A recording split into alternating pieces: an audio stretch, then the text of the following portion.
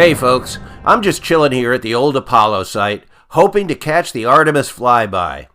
It's been 50 years since you humans visited the moon, and do you think maybe you could clean up after yourselves this time? So, while we're waiting for the big event, here's a look back at sci-fi cinema's best, worst, and weirdest lunar excursions, starting at the dawn of the 20th century. Between 1899 and 1912, stage magician turned cinematic pioneer George Méliès created over 400 short films.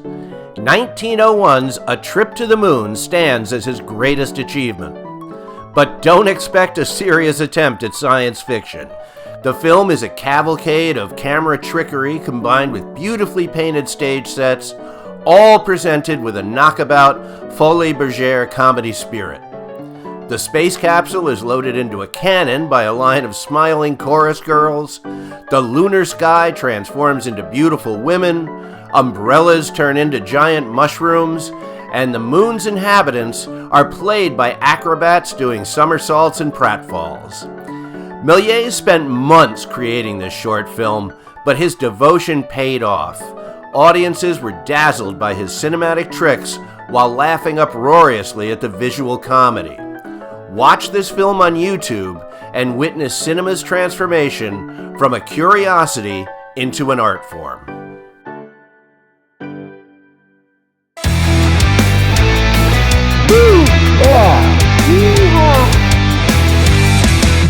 Next up is legendary director Fritz Lang's final silent film. The Woman in the Moon depicts man's first spaceflight, a mission that's almost scuttled by corporate espionage and a blossoming love triangle. At a whopping 169 minutes, this feels more like a mini-series than a feature film. And I confess that I skipped ahead to the moon launch, which showcases a wealth of innovative concepts. The gigantic rocket takes off from a pool of water, a la NASA's proposed Sea Dragon project. There's even a multi-stage rocket with reclining beds to absorb G-forces. But once the space travelers land on the moon, all that science goes right out the window.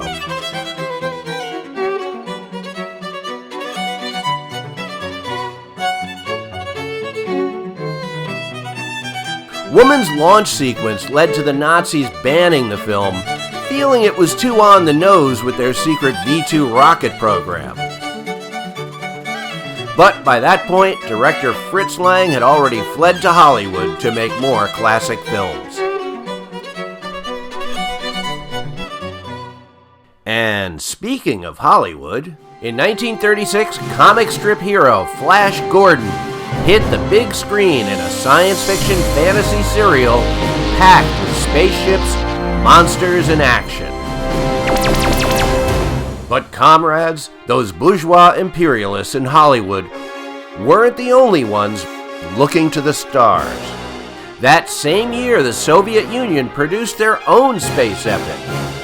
Cosmic Voyage is a marvelous artifact of Stalin-era propaganda, depicting a Russian expedition to the lunar surface in the far-flung future of 1946. Dramatically, the film's pretty bland. No surprise, as the Soviet ideal of everyone working in harmony sabotages any tension. But on a technical level, it's remarkable, depicting a multi-stage rocket, cosmonauts immersed in water to protect themselves from G-forces, zero gravity, and a female cosmonaut who doesn't have to make coffee for the menfolk. The miniatures and lunar landscapes are amazing.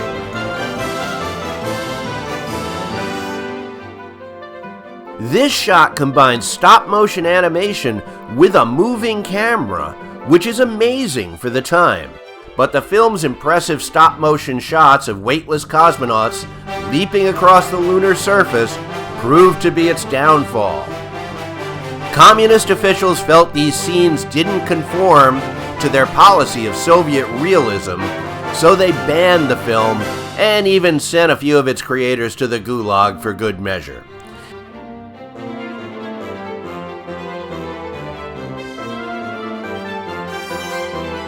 It's a miracle that any prince of cosmic voyage survived Stalin's weekly social purges, and we should all jump for joy that it did.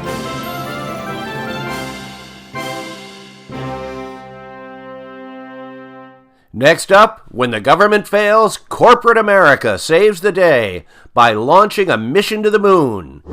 And we see every detail of their preparation. And I mean every detail. It's 1950's Destination Moon. Producer George Pal spent 2 years creating this scientifically accurate, big-budget Technicolor spectacular.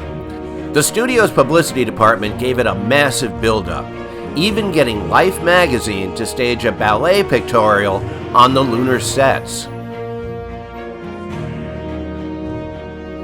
This was an accidental bonanza for rival producers Lippert Pictures, who cranked out the low-budget rocket ship XM in 18 days, beating Destination Moon to theaters while piggybacking on its promotion. Be warned, Lippert Pictures is going to be popping up a lot from now on.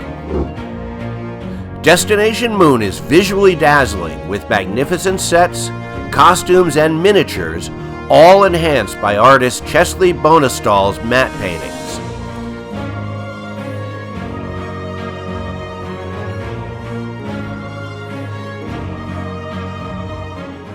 The film's only drawbacks are its stock characters. I could have blown my brains out, or gone over Niagara Falls in a barrel, or found some other decent way to die. And its over-reliance on vacuum tube-era technobabble,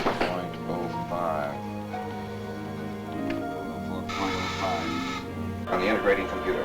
03-47-58. which dates the film. But those flaws don't diminish Destination Moon's vital place in cinema history. One of Destination's more innovative scenes features cartoon favorite Woody Woodpecker selling investors on the concept of spaceflight, an idea that Steven Spielberg borrowed for Jurassic Park. Destination Moon was a hit, putting George Pal squarely on the Hollywood map.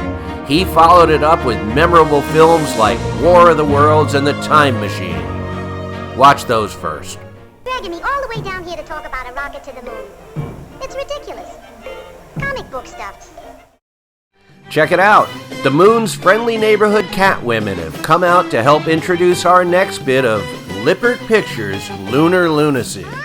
This time we've got a pair of 1950s films where astronauts discover that the moon is inhabited solely by beautiful women just dying to get into their high-waisted pants. You are the first man I've ever seen. We gotta catch up for lost time. We're listing these two films together because 1958's Missile to the Moon is a blatant remake of 1953's Catwomen of the Moon, made by the same producers on an even lower budget. They even dusted off the same giant spider puppet.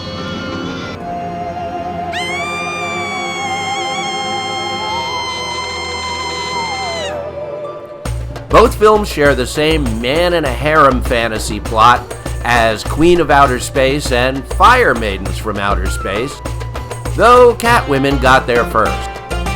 Catwomen and Missile are both pretty bad, but lines like, "You're too smart for me, baby. I like 'em stupid." and Don't think, honey. Just be beautiful.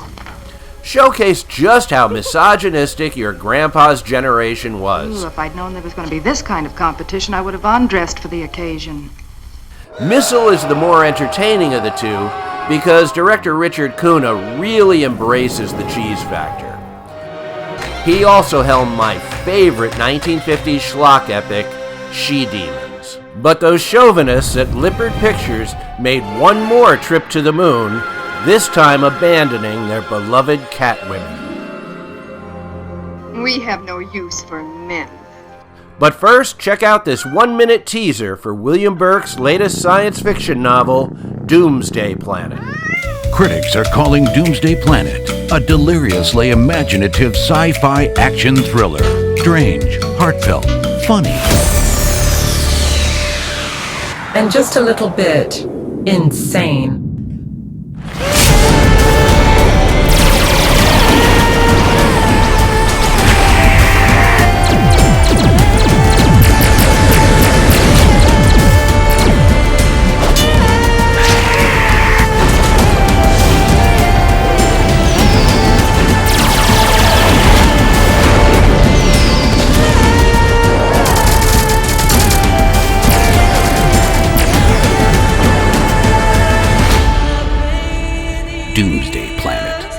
Available on Amazon and Barnes & Noble.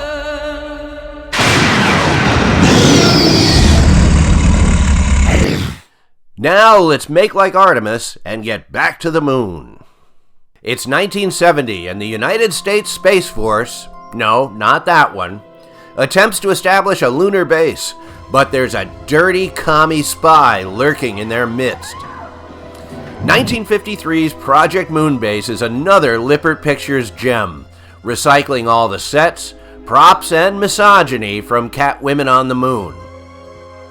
But you don't understand. There isn't enough fuel left. We can't take off.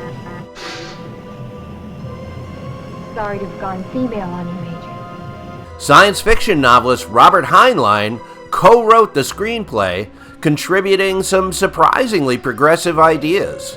The President of the United States. The President of the United States is a woman. You may start blast-off procedure, Captain. Yes, Colonel. And female astronauts hold high ranks in the Space Force. But that doesn't stop the male characters from displaying plenty of 1950s boneheaded chauvinism.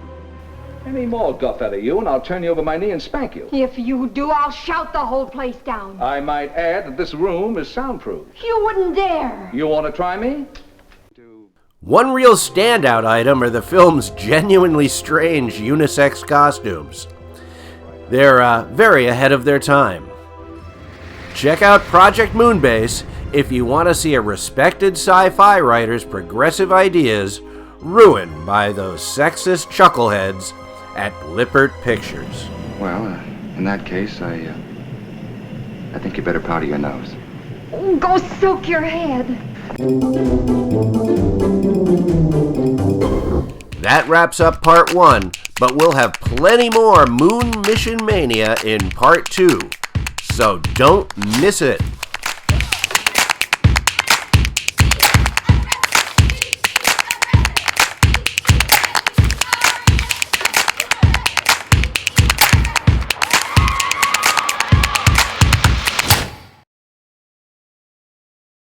We have no use for men.